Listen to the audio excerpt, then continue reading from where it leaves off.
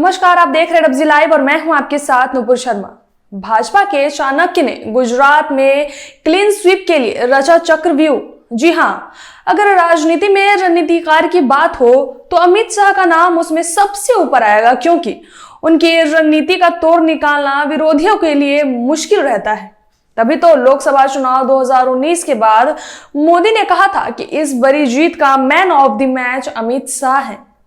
वैसे इस वक्त गुजरात में चुनावी सरगर्मी चरम पर है, इसलिए अमित शाह ने वहां एक बार फिर भगवा लहराने के लिए अपना सब कुछ झोंक दिया है। गुजरात विधानसभा चुनाव में अमित शाह ने मिशन गुजरात को पूरा करने के लिए मिशन गांधीनगर बनाया है। इसमें उन्होंने अपनी लोकसभा सीट यानी गांधीनगर में सभी 7 सीटें जीतने का टारगेट रखा है।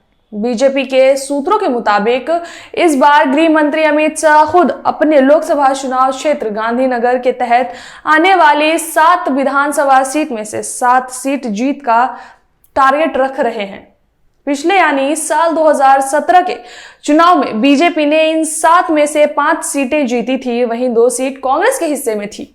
यहाँ गौर करने वाली बात यह है कि एक तरफ जहां नेताओं को लेकर यह आरोप लगते रहते हैं कि वे चुनाव जीतने के बाद अपने क्षेत्र को भी भूल जाते हैं, तो दूसरी ओर 2019 में लोकसभा चुनाव के बाद अमित शाह खुद अपनी लोकसभा सीट पर हर 15 दिनों में एक बार आए हैं। इस दौरान यहाँ पर अलग अलग विकास के कार्यों का भूमि पूजन से लेकर लोकार्पण भी खुद ही किया है।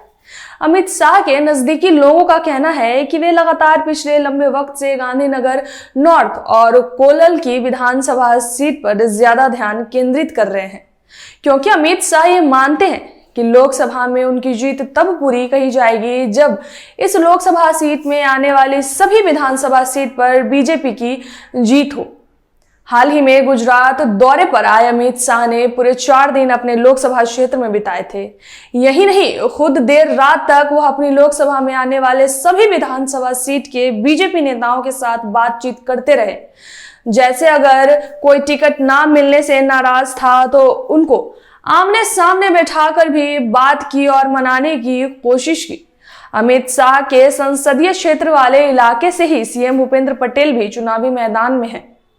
वह धाटलोडिया सीट से चुनाव लड़ रहे हैं। ऐसे में उनके नॉमिनेशन के वक्त शाह भी मौजूद रहे। ऐसे ही दूसरी सीट सानंद, जहां पर विधायक कन्नू पटेल के इस बार चुनाव में जीत की संभावना स्थानीय किसानों के विरोध के चलते कम थी, वहां भी शाह खुद नॉमिनेशन दाखिल करवाने गए।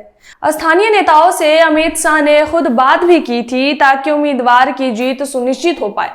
यानी कि अमित शाह गुजरात में कमल खिलाने के लिए हर रूठे को मनाने की कोशिश कर रहे हैं। जाहिर सी बात है कि उनकी रणनीति गुजरात में सिर्फ जीत की ही नहीं बल्कि बड़ी जीत की है। ऐसे में 8 दिसंबर को यह साफ होगा कि अमित शाह अपनी रणनीति में कितना सफल हुए। तो फिलहाल इस वीडियो में इतना ही। बने रहे हमारे चैनल रब्जी लाइव के साथ। धन्यवाद।